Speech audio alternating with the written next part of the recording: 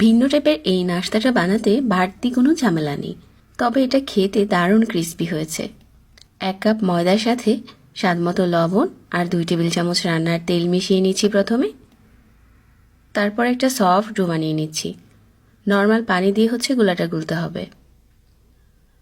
এটা রেস্টে দিয়ে দিচ্ছি 10 মিনিটের জন্য। একটা সিদ্ধ আলু নিয়েছি, সাথে প্যাকেটের যেই নুডলসের মশলাগুলো থাকে ওগুলো একটা মিশিয়ে নিলাম।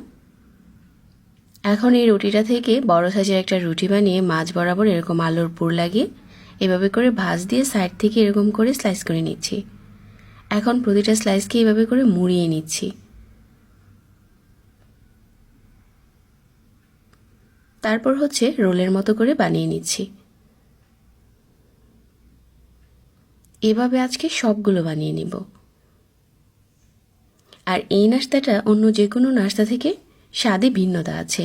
ওপরের লেয়ারগুলো অনেক ক্রিস্পি হয়। সবগুলো বানিয়ে নেওয়ার পর গরম তেলে দিয়ে দিচ্ছি। আর চুলার আঁচ মিডিয়ামে রেখে ভাজতে হবে, তাহলে উপরটা ক্রিস্পি হবে আর দেখতেও দারুণ হয়েছিল। চাইলে ঝটপট এই নাস্তাটা বানিয়ে নিতে পারেন।